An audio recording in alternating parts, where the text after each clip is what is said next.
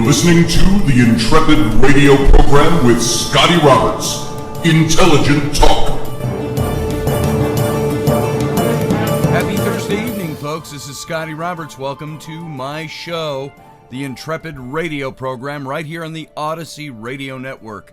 And as you all know, that's over at ODYSY1.com. Go on over, see all the goodness that is Odyssey Radio, as well as finding out all the outlets where you can hear the show in its audio format. And then, at the same time, excuse me for my cloudy voice, come on over to my YouTube channel to watch the video simulcast and join the live chat room with the other Intrepids. That's over at youtube.com/Mr. Scotty Roberts. All right, there's so much to talk about in current events and politics and vice presidential choices and reactions and things like that. So much of it that we're not going to talk about that on this show. You know where I stand on certain issues. I believe I do not blindly stand on certain issues. I do not believe I'm a blind Trump supporter. Well, I do still support our president, always have from 2 years before he even, well, it was a year before he announced. There was rumblings about it, and I made up my own graphics saying I think Trump should run for president. So I still support him. Do I like everything he says? No.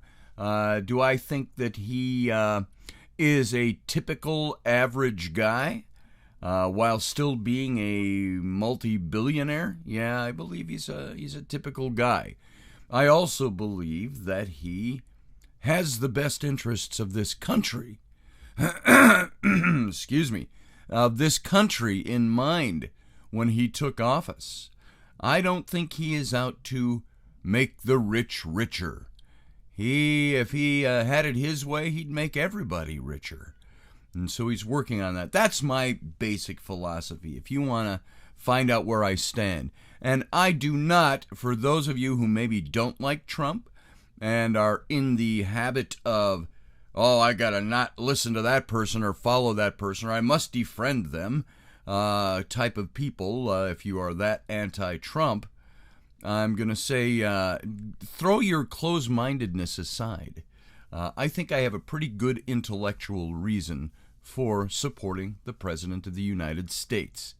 Not only in philosophy, but for this particular president. Are there guys that I liked better than Donald Trump? Yeah, probably Ronald Reagan. That was way back. I mean, we're talking 40 years ago when I first was old enough to cast my vote for the President of the United States. And I voted for Reagan in both terms. I liked what Reagan brought to the country. Did he do everything perfectly? No. Nobody does. I think he had a classier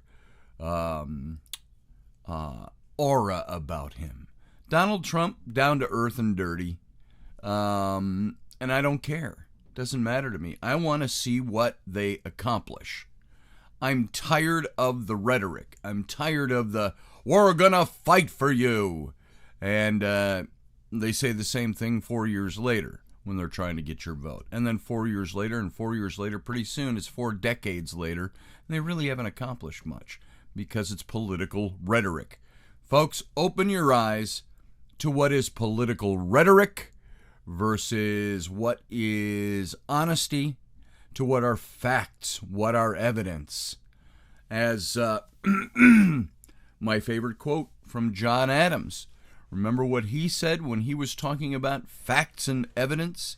He said precisely, and I've got it right here, he said, facts are stubborn things, and whatever may be our wishes, our inclinations, or the dictates of our passion, they cannot alter the state of facts and evidence. That was John Adams who said that. And so when you are out there either criticizing or, another thing I have to say about the political game that gets played out there, especially on social media, are all the soundbite canned, hateful rhetoric. This person's a dumbass, that person's an orange turd, this person's a that, and all of those things. Excuse me, I'm of cloudy voice this evening. I get a lot of that lately. It's a little bit of the asthma I have and things like that. So pardon me for clearing my throat. But I look at all this stuff that gets said out there in little snippets. Oh, well, at least this new candidate doesn't brag about grabbing pussy and so on. And I'm like, seriously, are you going to gnaw on that old bone? Why don't you go look up the actual full context of what he said? Look at the situation he was in. And as I like to say to people, there isn't a single one of us, well, maybe one or two here and there. There's not many of us out there that if we were recorded while drinking scotch and being set up to be braggadocious about our locker room bragging, and we said things we didn't want to say, and we were recorded, and they then brought them out 12 to 13 years later to say, look at what we said 12 to 13 years earlier, when all it was locker room talk and braggadocio. Not actions. There's no evidence that he ever did anything like that. It's being braggadocious. Guys do that. You know what? If there was any of us held to those same standards, that something that we once said caught on video in a braggadocious moment or a drinking at the pub moment, there's not a single one of us that would stand. So where I stand against that kind of stuff is, if you're going to use that for an argument as to why you don't like Donald Trump, you got an awful lot of purging of your friends to do, your personal friends in life, maybe even family. I don't like my family because my brother or my sister or my dad or my mom once said this icky thing 20 years ago. So I have a problem with that. Don't gauge the job that the president is doing. I've got a fly in here, and he's been in here, and I can't ever catch him. He was on my microphone yesterday during Rocky's show, and I kept swiping him off of there. But don't ever gauge who you're going to vote for or who the president is or who anybody is by the fact that they've once said naughty things. That's pretty low, and that's pretty judgmental in my book. So, has Trump been a perfect guy? No. Has he had affairs? Yeah. Has he been divorced? Yeah. I've been divorced. I had an affair once. So, what do you do with that information about somebody? Oh, you what? You have what that happened in your life 20 years ago? Oh, gosh, you must be the same person now. So, I don't care about the bad blotches as long as he has a proven record for doing what he said he was going to do. And so that's why I support Trump. I didn't mean this to turn into an apologetic for Trump. Just to say that our current politics nowadays, take presidential race, take race, take masks and COVID and all of that stuff. There are so many varied opinions out there. There is no one opinion that is right, other than simply doing right, choosing right, being a decent person. I put up a quote. Now, you may not like him, but I put up a quote yesterday or the day before by the Dalai Lama. And it says this, and I agree with this. He said, we can let the circumstances of our lives harden us so that we become increasingly resentful and afraid, or we can let them soften us and make us kinder. You always have the choice. So, let me ask you, how do you choose today? Do you choose something I've talked about many times? Do you choose to be offended? Because I can tell you what, there ain't no offense that happens to us that we do not choose to appropriate. So if somebody tries to offend me, I'm generally not ever offended. You know why? Because being offended is a choice. Somebody offering up offense is not my choice. I have no control over that. My response to it is what's under my control. So if I give into it and go, I'm so offended, well, then they've done their job, haven't they? They won the day. So if you're going to be offended, remember, you're choosing to be offended. And that's a fact. So that's what I say. That's my philosophy. We can get pissed about stuff. We can argue about stuff. But you know what? Don't argue with me using sound bites and tidbits of political game-playing rhetoric when it comes to politics. I will shoot it down. Tell me what, especially on social media, when somebody says something really stupid, and you say, could you clarify that for me? And they send you a bunch of links to articles. They don't say another word to you. And I say, oh, whoa, wait. I can look up links. I'm in a conversation with you, I thought. Why don't you tell me in your own words what you think and what you believe? Don't shoot me a link to speak for you. Now, I put up lots of links, but I generally always say something about that link and why I'm posting it and why it's there. So there is that factor that needs to be brought into the way we think. Are you standing to be offended? Are you taking offense? Are you speaking your own words? Are you speaking somebody else's words? I get accused all the time of, well, you're just parroting Fox News. And I like to say, well, you know, I watch a couple of things on YouTube that are sound clips or news bites from Fox News, but I don't watch Fox News. I don't have time. So I make up my own mind about things, and things generally hit me a certain way. And so there you go. A little admonition, not admonition, well, an encouragement for the day that really goes to the core of, do you believe what you say you believe? Do you know what you say you believe?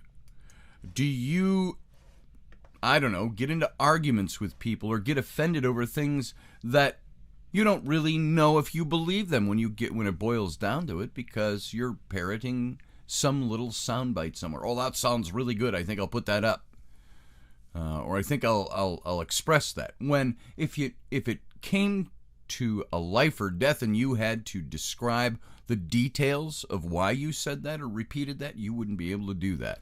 If that's the way you are, you know what? You don't know nothing, and you should go out and know things. Another one, I just have to bring this up, another one, I've seen it twice in the last week. Somebody brought up what Trump said at Charlottesville, almost 3 years ago now, where he said there were mighty fine people on both sides. And people bring that up saying that he's praising white supremacists. And I've twice this week said to people, why don't you go back and look at the complete sentence and look at the complete context of what he said. He was talking about the protesters, not the white supremacists. He said the protesters, there's good people on both sides, those that agree with taking down the statues and those that disagree. That was the exact point he was making. He was not saying that there were good people in the camps of Nazis or white supremacists.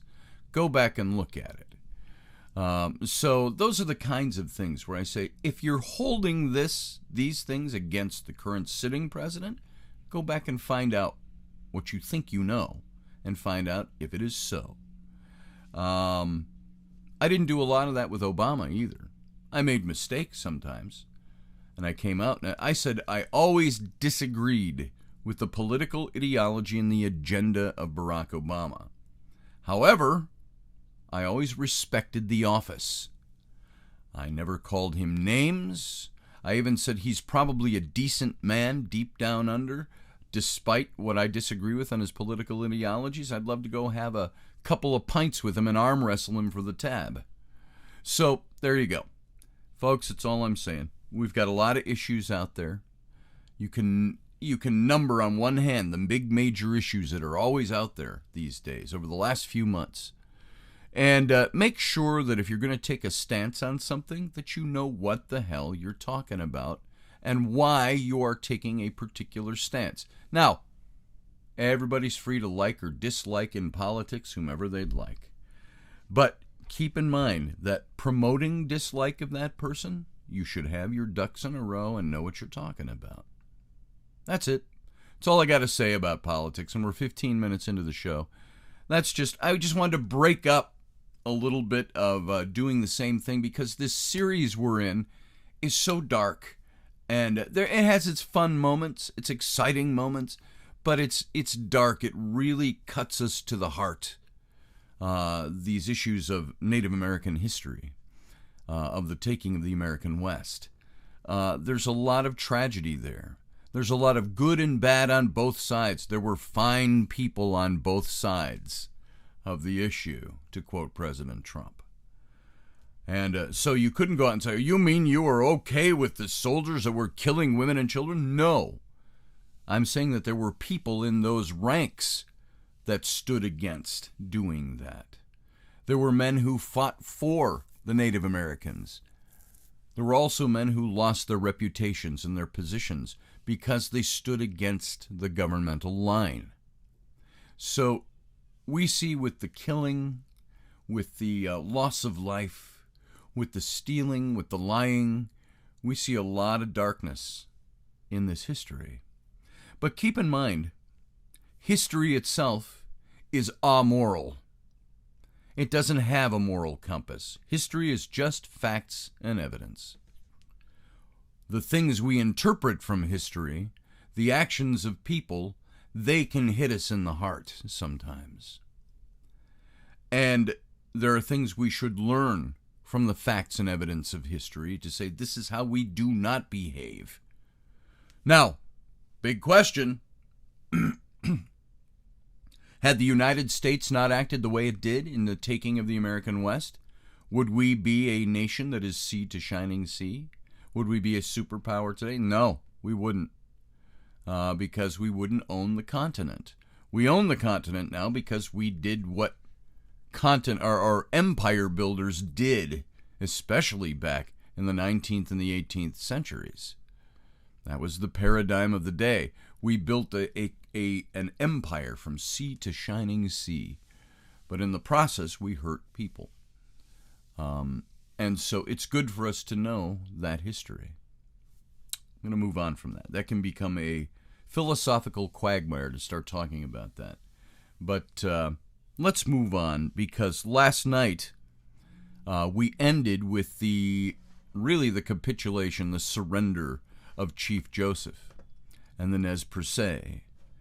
And it's where finally, after returning to his besieged camp by the soldiers, Joseph called his chiefs together for the last time, and Looking Glass and Whitebird wanted to fight on to the death. And they'd struggled for 1,300 miles to try to get to Canada. And they, of course, sidetracked when they thought they weren't being pursued anymore to do hunting. And this was their flight to get to some place where they could live safely. And Joseph reluctantly agreed to postpone his decision. And that afternoon, in the final skirmish on day 4 of the siege, a sharpshooter's bullet struck Looking Glass in the left forehead, killed him instantly.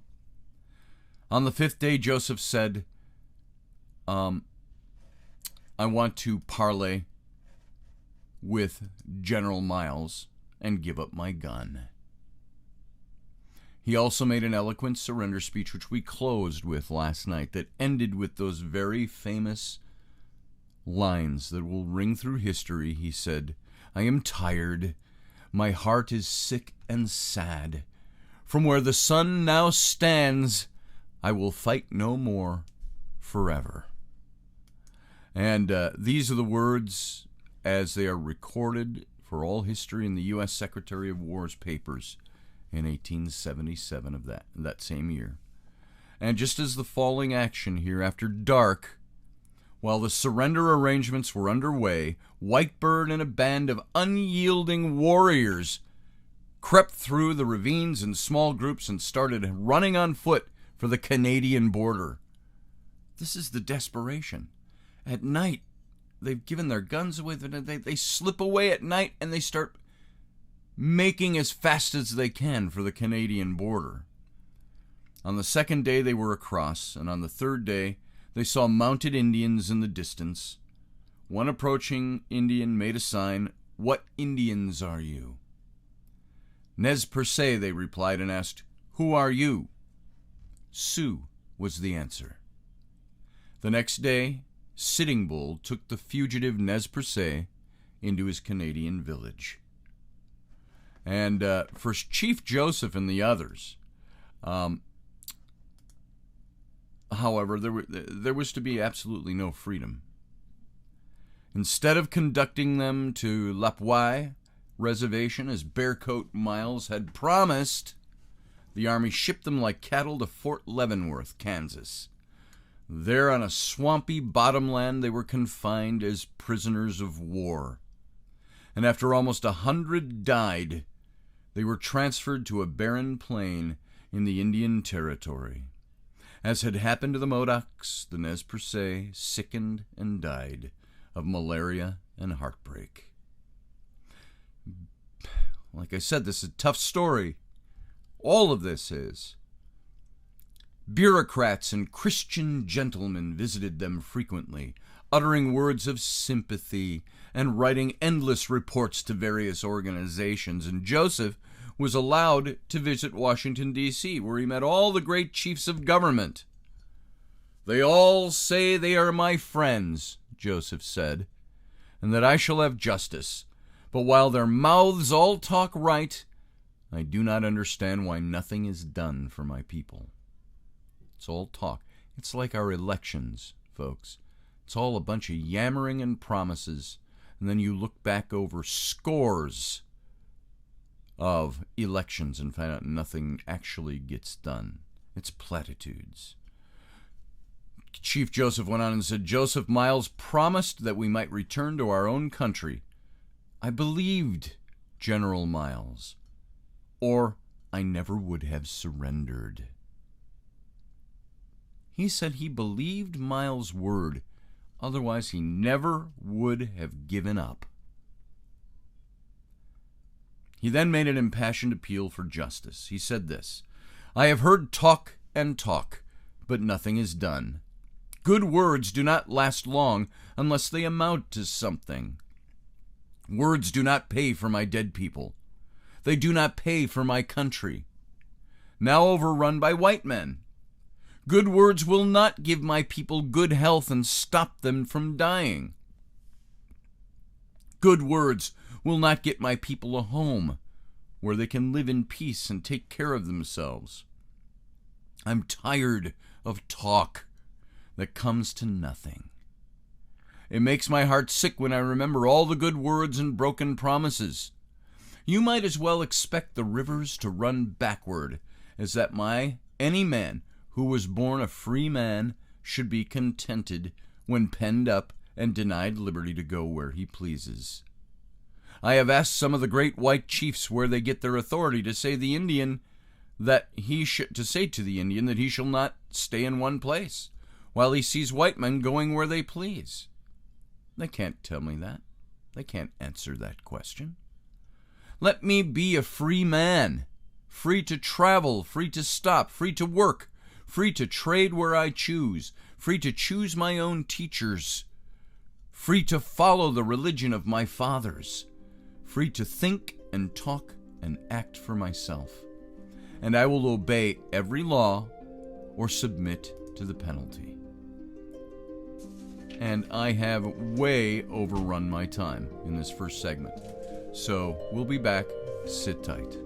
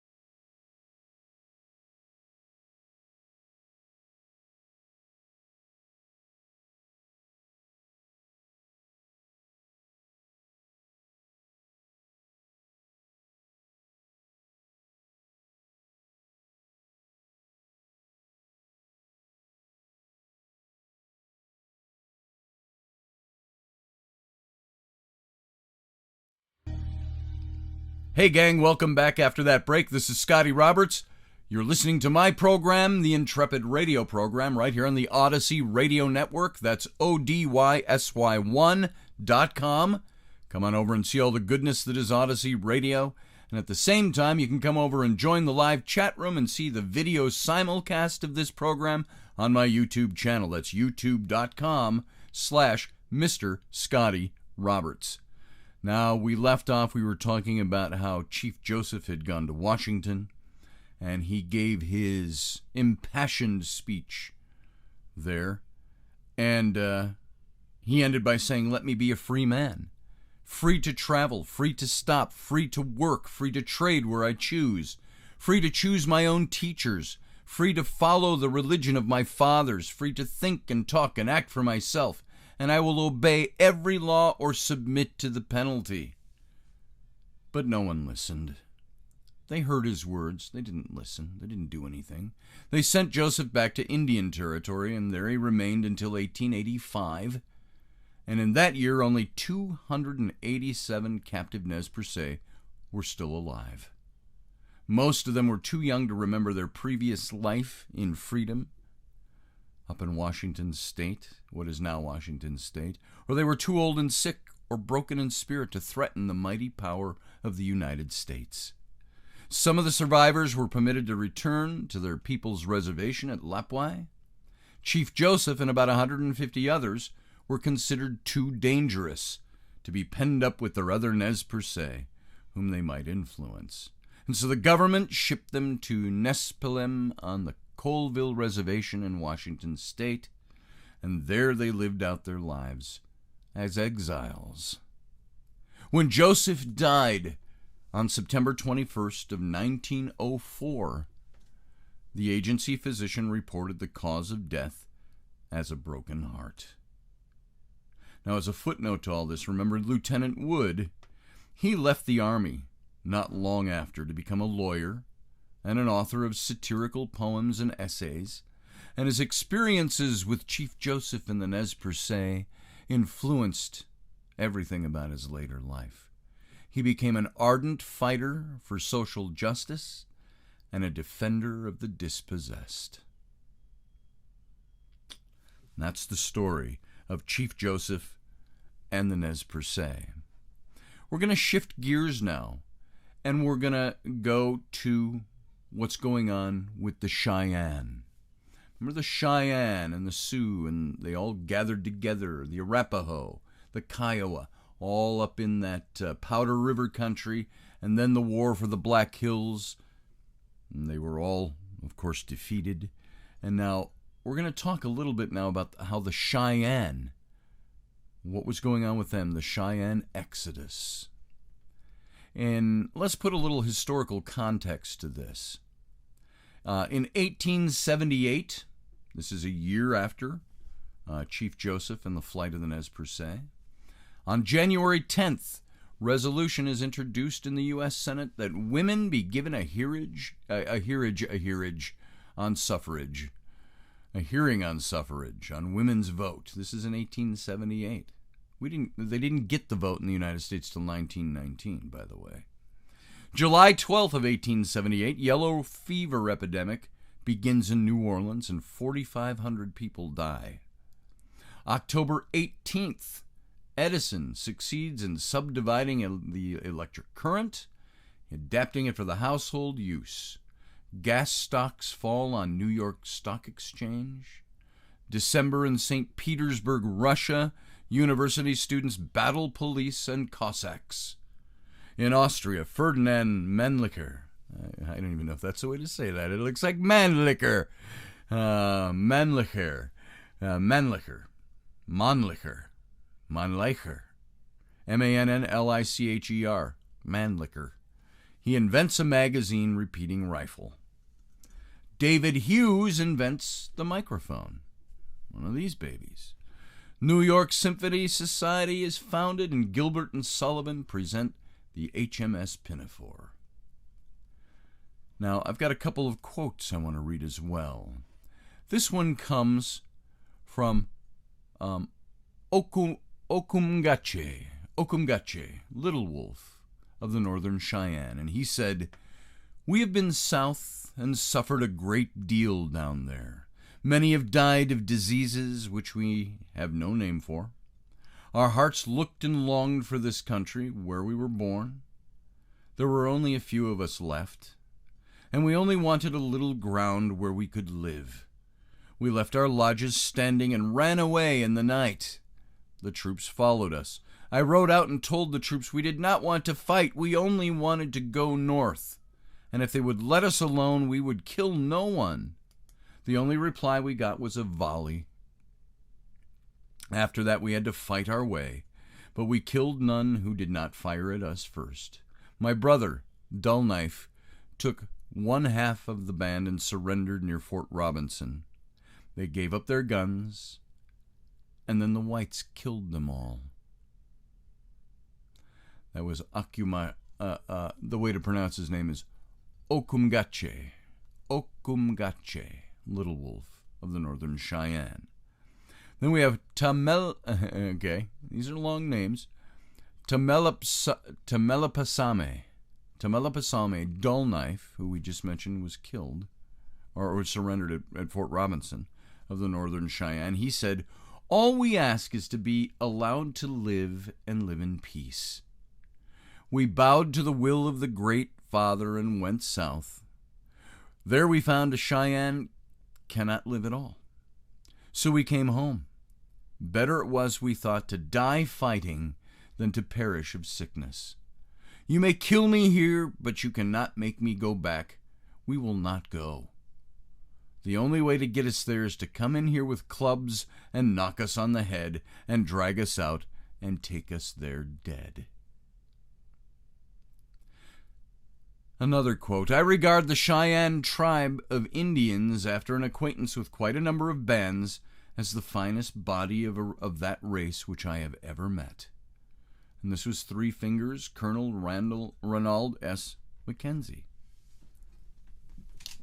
So, in the moon of the greening grass of 1877, this is spring, when Crazy Horse brought his Oglala Sioux to surrender at Fort Robinson, various bands of Cheyenne who had joined him during the winter also gave up their horses and arms, placing themselves on the mercy of the soldiers.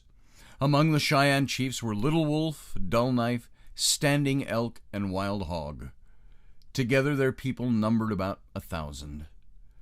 Two Moon and 350 Cheyenne, who had been separated from the others after the Little Bighorn fight, went down the Tongue River to Fort Keogh and surrendered to Bearcoat Miles. You know, it was Delaney in our chat room who said Keogh, Keogh, just a little correction note. It should really be pronounced Q. Keogh is pronounced Q. And I keep saying Keogh, but there you go.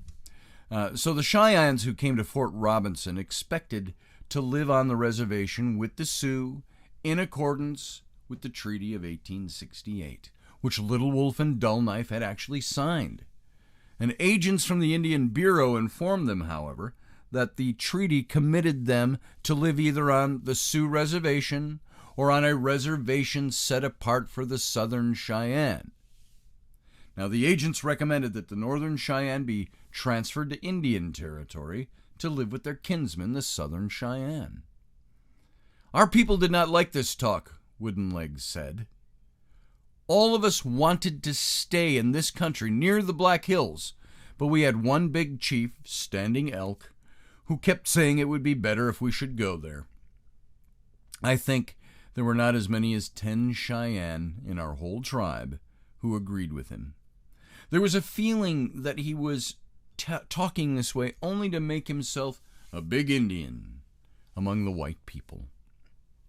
So, while the government authorities were deciding what to do with the Northern Cheyenne, the Bluecoat chiefs at Fort Robinson recruited some of the warriors to serve as scouts to help find scattered bands, which were still out and unwilling to accept the inevitability of surrender. William P. Clark, a cavalry lieutenant, persuaded Little Wolf and a few of his warriors to work with him. Clark wore a white hat while in the field, and that was the name the Cheyennes gave him, White Hat. They soon discovered that White Hat genuinely liked Indians. He was interested in their way of life, their culture, their language, religion, and customs.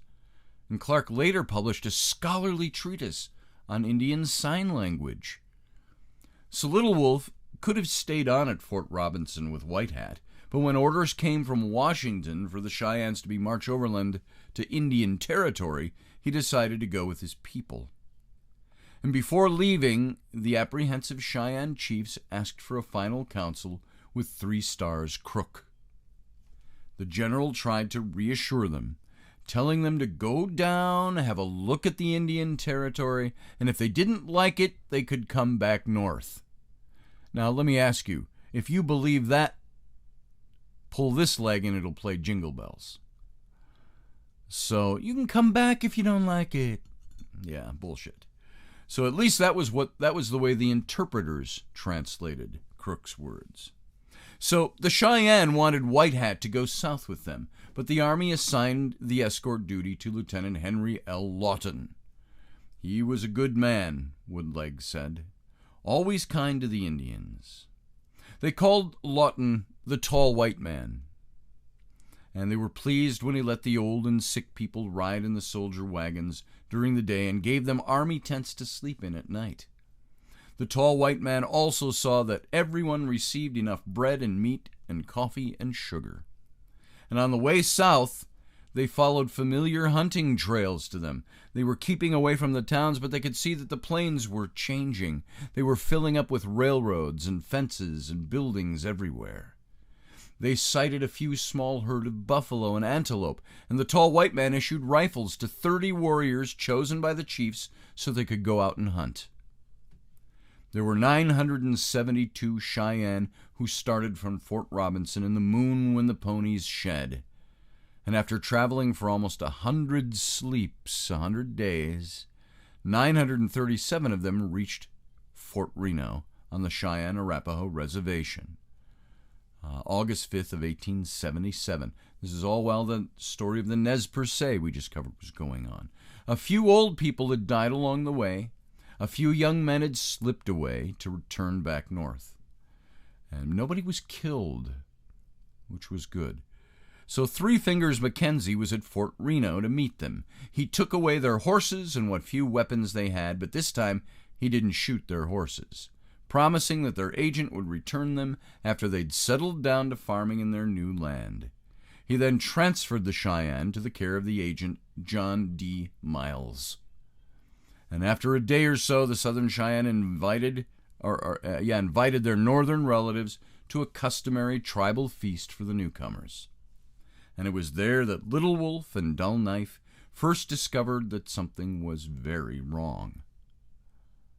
The feast consisted of little more than a pot of watery soup.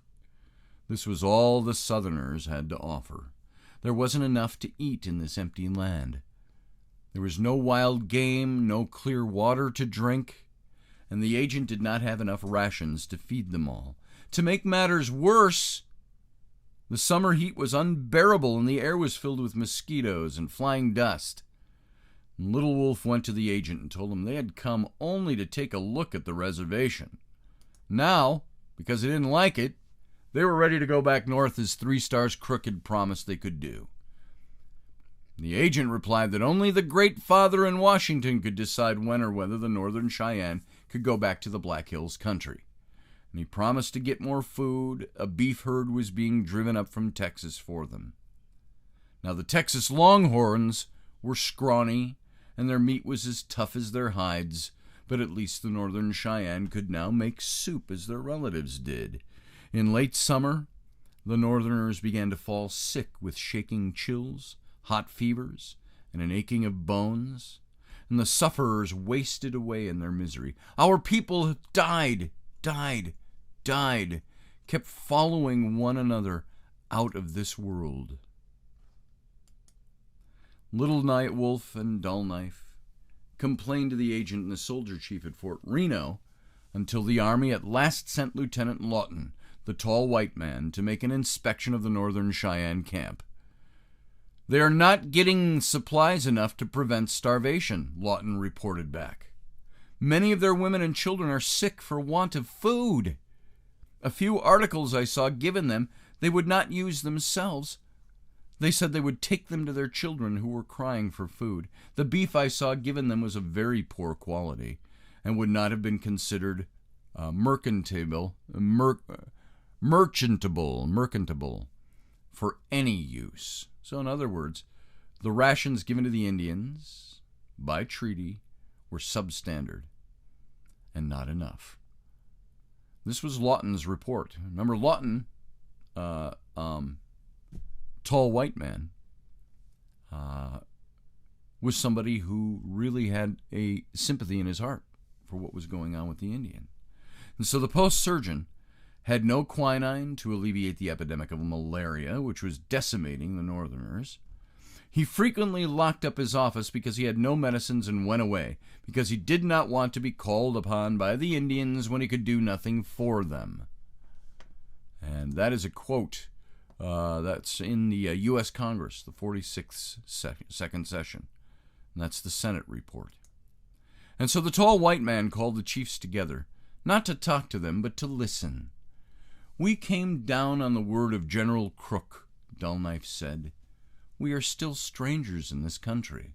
We wish to get settled down where we are to live permanently, and then we'll send our children to school." The other chiefs and headmen indicated their impatience with Dullknife's words. He was not talking strong enough. They held a short consultation and then chose Wild Hog to speak for them. He said, "Since we've been at this agency, we have drawn from the agent no corn, hard bread, hominy, rice, beans, or salt. Yeast powder and soap only once in a while. The sugar and coffee we get only lasts about 3 days, and is issued for 7.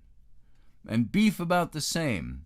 The flour's been very bad, very black, and we cannot make it rise." As for the beef cattle, Wild Hog added, a good many were lame and looked as though they'd been starved to death before they even got here. Other chiefs spoke up then and told of the sickness and the death among the people. The Cheyenne had agreed to use the white man's medicine, but they could find no doctor who would give them any. If the tall white man would let them go hunting, they said, they would have buffalo meat to make them well again. Only their agent could give them permission to hunt buffalo, Lawton replied, but he promised to ask Three Fingers Mackenzie, then commanding at Fort Sill, to intercede for them. Now Mackenzie, who had made a career of killing Cheyenne and their horses, was able to afford compassion for the survivors now that they were defenseless. And after receiving Lieutenant Lawton's reports, Three Fingers complained strongly to General Sheridan. "I'm expected to see that Indians behave properly whom the government is starving, and not only that, but starving in flagrant violation of the agreements." That's what Three-Fingered Mackenzie said. And at the same time, he advised the commander at Fort Reno, Major John K. Misner, to cooperate with the agent in obtaining rations for the Cheyenne. If the Indians from hunger run off contrary to the wishes of the agent to get buffalo, do not attempt to cause their return, or the troops will be placed in the position of assisting in a great wrong. That's what Mackenzie said. And so, not until the coming of the cold moons did Agent Miles grant permission for the Northern Cheyenne to go out for a buffalo hunt. Then he put some of the Southerners to spy on them to make certain they wouldn't run away to the north on the horses he had returned to them. "Oh my God, we can't give them horses and guns and let them go free. Gotta watch them, make sure they don't run off." And the buffalo hunt was so miserable a failure that the hunters would have joked about it had not everyone been starving for meat. Hear that? It would have been one of those things that if they were free and in their own land and they had such a miserable failure of a buffalo hunt, they would have all jeered and joked with each other. But now this is a matter of life and death. Their people are starving. Buffalo bones were everywhere on the southern plains. ghostly heaps of bones left by white hunters, but the Cheyenne could find nothing to hunt but a few coyotes. They killed the coyotes and they ate them. Before the winter was over, they had to eat all their dogs. Come here, Spot. Come on, take this treat. They had to eat their dogs to supplement the agency's meager rations of bad meat. And some talked of eating the horses given to them by the agent for hunting, but the chiefs would not hear of this. If they decided to go back north, they would need every horse they could get. And all this while, Three Fingers and the Tall White Man had been trying to get more food for the Cheyenne, but no response came from Washington. I got to tell you, when you look at guys like Three-Fingered Mackenzie, the guy on a couple of occasions who slaughtered their horses and hunted them down and killed them, I think some of these men, while obeying orders and doing what they thought they were supposed to be doing, ended up believing that this isn't right. This is wrong what we're doing. We were following orders because we were doing what the government told us to do, and yet we're now seeing this deprivation, this starvation, the death, just having them live in places and not allowing them to even hunt for food, and then not fulfilling our own promises. So they started working for these Cheyenne. And Three Fingers and the Tall White Man had been trying to get more food for the Cheyenne, but no response came from Washington. And when pressed for an explanation, the new Secretary of the Interior, Carl Schurz, said that, quote, "Such details do not in the nature of things come to the knowledge of the Secretary. It's the business of the Indian Office," end quote. Passing the buck. Yet Schurz had been appointed Secretary for the express purpose of bringing reforms to the Indian Office. These are guys out east, fat cat politicians who couldn't give a good goddamn what was happening out in the plains to the Indians. Yet, this is what they were appointed to do. He declared that the discontent among the Northern Cheyenne was traceable to chiefs who wanted, quote, "to keep up the old traditions and keep the other Indians from work," end quote. What? He admitted that appropriations were not sufficient to purchase enough rations to comply with treaty provisions, but he hoped that through utmost economy, quote unquote, and, quote, "careful management," end quote, the Indian Office would be able to get through the year with only a small deficiency. Some of the Indian Territory chiefs who went to Washington that year found Schurz amazingly ignorant of Indian matters, yet he was in charge of governing the Indian Bureau. And so the Cheyenne called him Maha'echon, which is big eyes, and marveled that a man with such enormous organs of vision could know so little. And with the coming of the warm moons, mosquitoes began swarming in the reservation bottomlands, and soon the Northern Cheyenne were again afflicted with fever and chills, malaria. To add to the illnesses, a measles epidemic struck the children. And in the moon of the red cherries, there were so many burial ceremonies of little children that Little Wolf decided the chiefs must go and confront Agent Miles. Now, mind you, it's not the Indians being careless. It's that this is not a good place to live, but they're being forced to live there and not allowed to go hunt for themselves. And when they are allowed to go hunt, the decimation of the buffalo herds is what they are met with. So they eat coyotes and dogs. So it was Little Wolf and Dull Knife that were both getting old, well past the half-century mark. I guess I'm getting old. I'm well past my half-century mark. And they knew it, and didn't matter very much what happened to them, but it was their duty to save the young people, the tribe itself, from being blotted off the earth. Miles agreed to meet them, and Little Wolf was spokesman. He said, "Since we have been in this country, we are dying every day," he said. "This is not a good country for us, and we wish to return to our home in the mountains. If you have not the power to give us permission to go back there, let some of us go to Washington and tell them there how it is here. Or do you write to Washington and get permission for us to go back north?" "I can't do this now," the agent replied. "Stay here for 1 more year, and then we'll see what we can do for you." A year! They hadn't been there a year, and they have these problems. "No," Little Wolf spoke firmly. "We cannot stay another year. We want to go now, before another year is passed. We may all be dead, and there will be none of us left to travel north." Some of the young men then asked permission to add their voices to the council. "We are sickly and dying here," one said. "No one will speak our names when we are gone."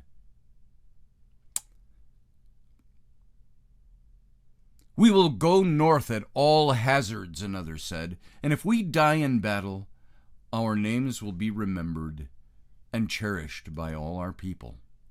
And this was part of George Grinnell's The Fighting Cheyenne, printed in 1956, Norman University of Oklahoma Press. So, this is where we got to cut off for tonight, because we're out of time. We're going to pick this up tomorrow, Friday. So you all have a good night. Thanks for being here.